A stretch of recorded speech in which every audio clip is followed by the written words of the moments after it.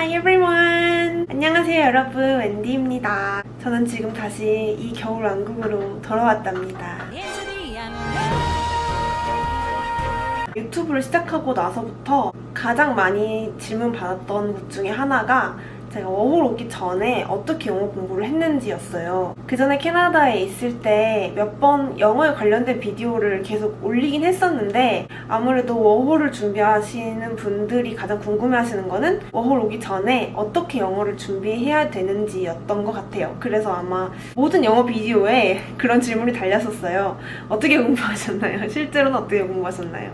제 비디오를 꾸준히 보셨던 제 구독자분들은 아시겠지만 공부를 정말 싫어합니다. 공부법이 뭔가 딱 일정하게 나만의 공부법 이렇게 갖춰져 있지 않고 계속 바뀌어 왔어요. 그리고 또 계속 새로운 거를 꾸준히 시도해봤고 하다 보니까 저한테 맞는 거를 찾았던 것 같고요. 한 가지에 정착할 수 없는 점도 정보의 양이 워낙 많기 때문에 이것도 좋아 보이고 저것도 좋아 보이고 또 이걸 해서 엄청 영어 실력이 늘었다 이러는 사람도 있고 하잖아요. 그러다 보니까 저도 그런 유혹에 가끔 빠지지 않았나 그런 생각이 듭니다. 제가 시도했던 방법들 중에서 워홀 오기 전에 가장 도움이 되었다고 생각했던 것들, 그리고 캐나다 와서 보니 이 방법으로 공부하길 참 잘했다고 생각했던 것들을 알려드릴게요. 이제 그 다음에 디벨롭이 된 다음부터는 또 다른 공부법들도 시도를 해보긴 했지만 아직 현지 영어를 막 접해보지도 않았고 또 아직 기본이 쌓여있지 않은 초반 때 공부하기에는 제가 지금 알려드리는 방법이 정말 많이 도움이 될 거라고 생각합니다. 이 영상에서 알려드릴 거는 일단 두루뭉실하게 어떤 식으로 하는 게 가장 적합한 방식인지, 또 구체적으로 제가 어떤 것으로 공부했는지,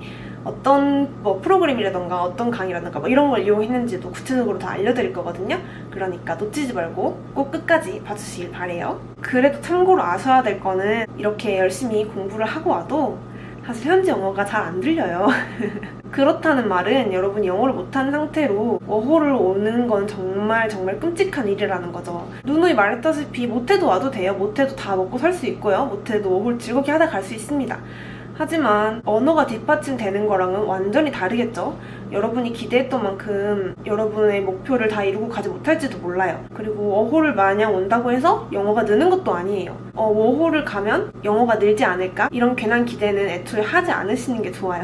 그리고 어학원도 여쭤보시는 분들이 계셨는데 어학원은 저는 안 다녔어요. 왜냐면 어학원에 돈을 쓰기도 싫고, 그리고 막상 어학원에 가면 뭔가 선생님 말고는 비슷한 수준의 레벨하고 반이 묶이잖아요. 이만큼의 돈을 투자할 가치가 아니나 생각해 봤을 때 저는 이렇게 잘 모르겠더라고요. 그래서 어학원에 등록하지 않은 거였고, 자, 그러면 지금부터 시작해보도록 할게요.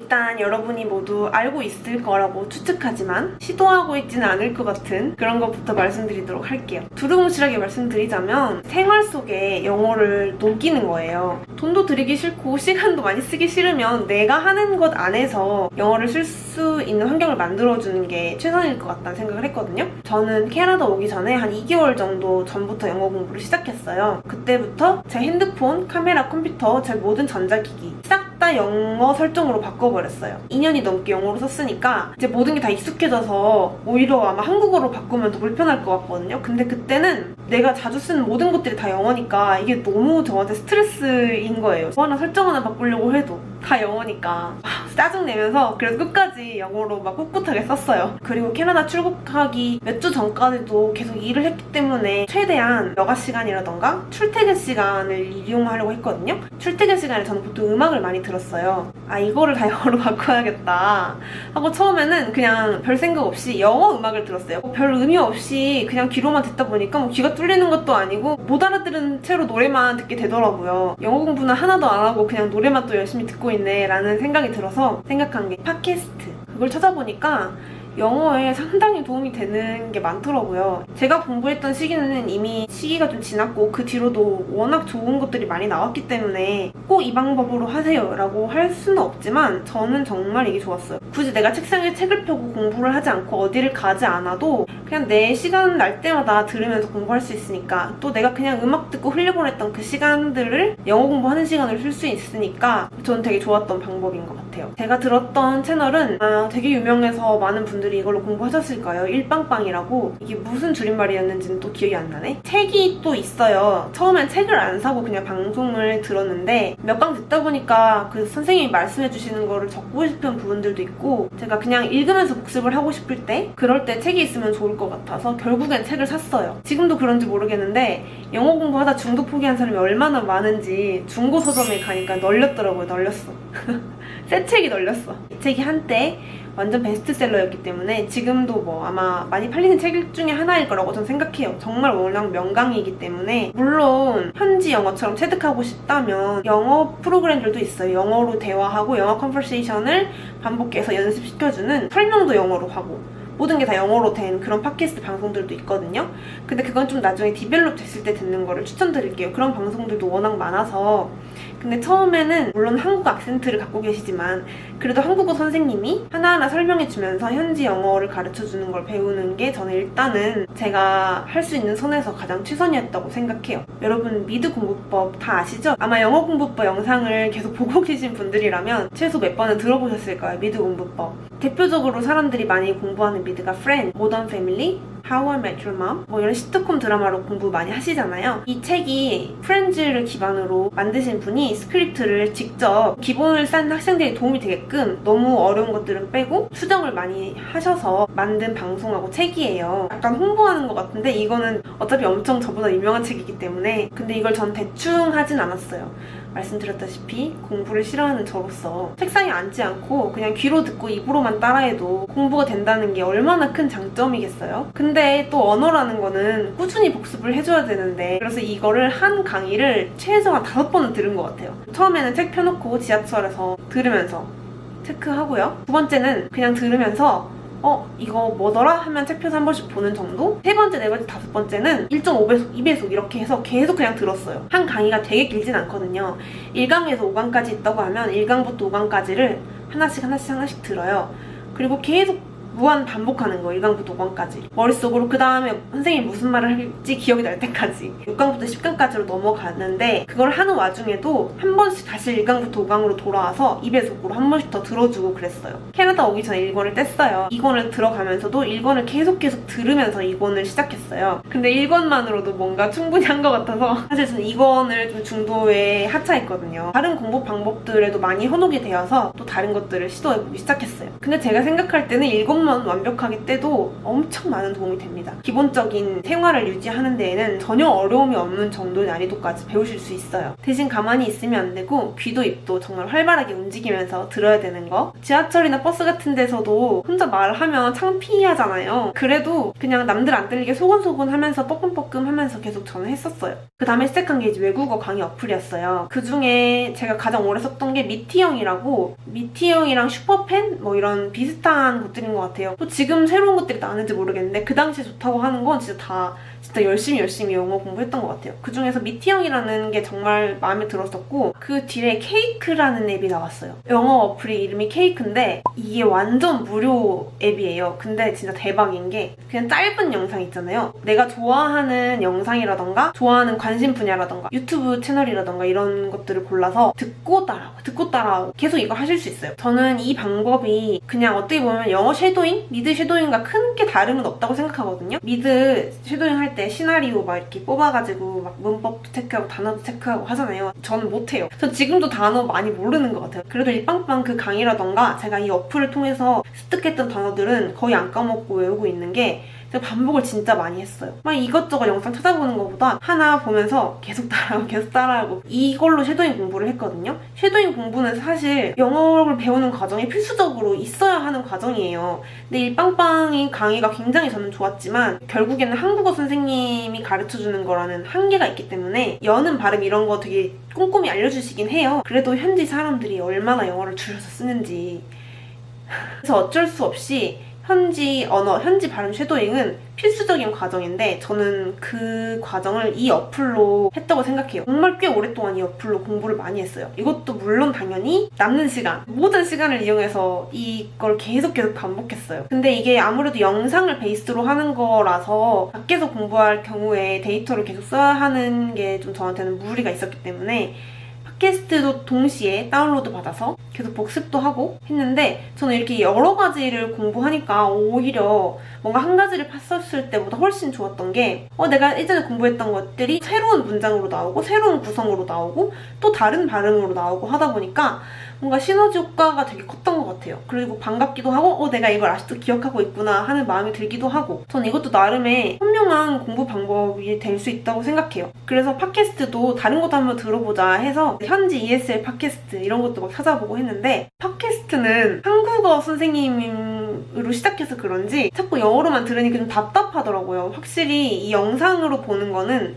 자꾸 반복해서 봐도 뭔가 재미라는 것도 있고 그 사람의 입모양도 좀 확인을 해볼 수가 있고 어느 상황에서 이런 말을 쓰는지 그런 거를 내 눈으로 직접 체크할 수 있으니까 귀로만 듣는 거는 영어만 듣다 보니까 이게 무슨 상황인지 딱히 그렇게 실감도 나지 않고 그 사람의 어조라던가 말투 같은 게 되게 단조롭게 느껴지더라고요. 귀로 듣는 건 확실히 한국어 설명이 필요하겠구나라는 생각이 들어서 새로 듣기 시작한 게 지금도 그게 하는지 모르겠는데 김영철하고 타일러가 하는 프로그램이 있었어요. 그게 어떤 라디오 프로그램의 한 꼭지였는데 팟캐스트를 보면 그 꼭지만 쭉 모아놓은 리스트가 있거든요. 정말 짧게 몇 분씩 그 한 문장을 가지고 매일매일 프로그램을 만든 거였는데 제가 그걸 발견했을 때 이미 몇백 개가 있었어요. 그래서 저는 그거를 싹 다 다운받아가지고 하루에 한 20개씩 왔다 갔다 모든 음악을 들을 수 있는 순간에 그걸 계속 들었어요. 진짜 미국에서 쓰는 실생활 영어를 알려주는 데다가 또 김영철이 개그맨이고 타일러도 재밌잖아요. 귀엽고 그리고 네이티브고 그러다 보니까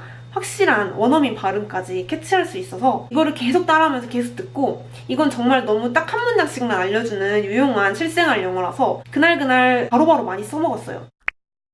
제가 가장 첫 번째로 말씀드렸던 것처럼 생활 속의 영어를 녹이는 게 저의 목표였는데 전자기기를 영어로 바꾼 것, 음악을 영어로 대체한 것 일단 여기까지 저는 했는데 유튜브를 시작한 뒤로 유튜브에 영어에 유용한 채널이 이렇게 많은지 처음 알았어요. 근데 한번 막상 유튜브를 켜면 여러분이 보시게 되는 거 저 영화 리뷰도 엄청 많이 보고 유튜브 한 번 켜면 몇 시간이 뚝딱 없어진단 말이에요. 이 생활 습관을 바꿔서 내가 어떻게든 이 시간에 영어 공부를 해야겠다 라는 생각이 들어서 구독하는 채널들을 어떻게든 영어 관련 채널들로 채웠어요. 다 영어를 쓰거나 영어를 가르쳐주는 그런 강의들은 아니에요.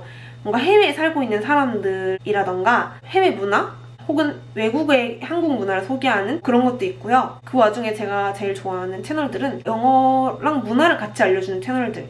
지금도 그런 걸 가장 좋아해요.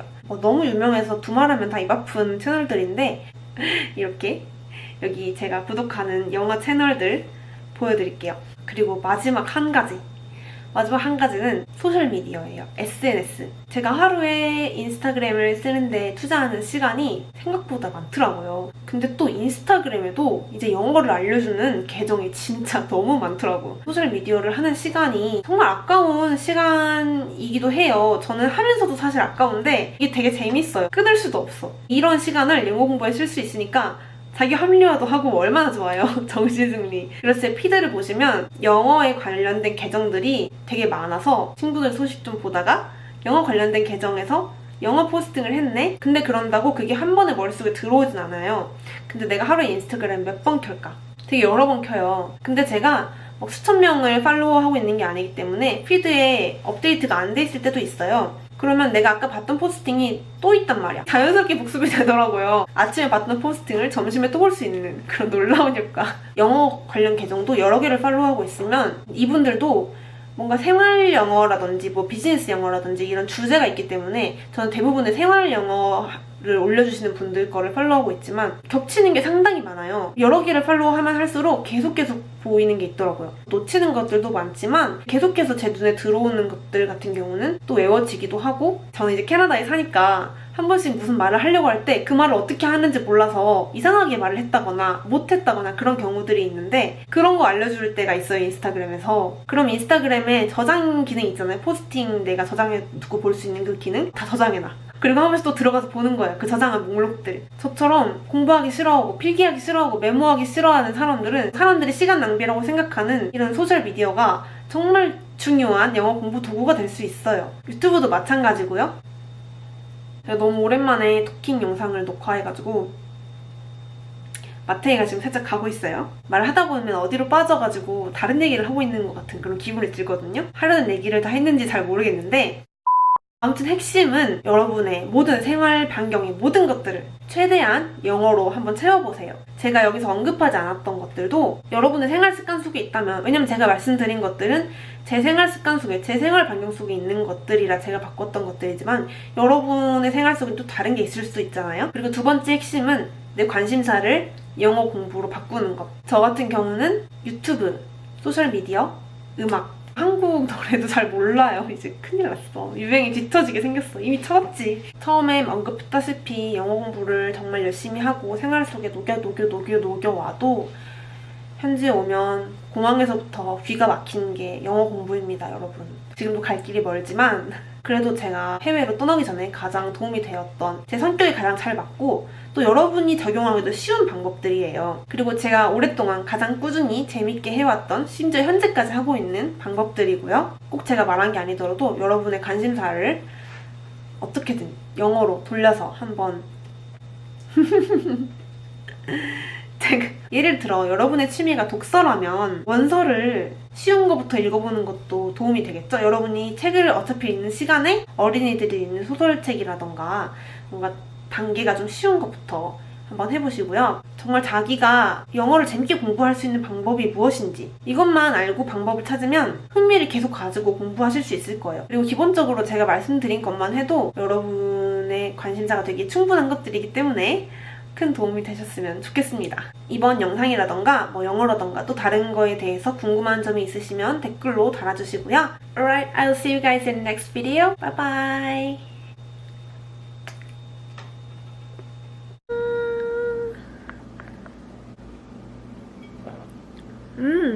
It's the same kind of beer that we've tried before. Seasons, greetings. I didn't know that it was 7%. I like this. Unboxing! Today I got new boots.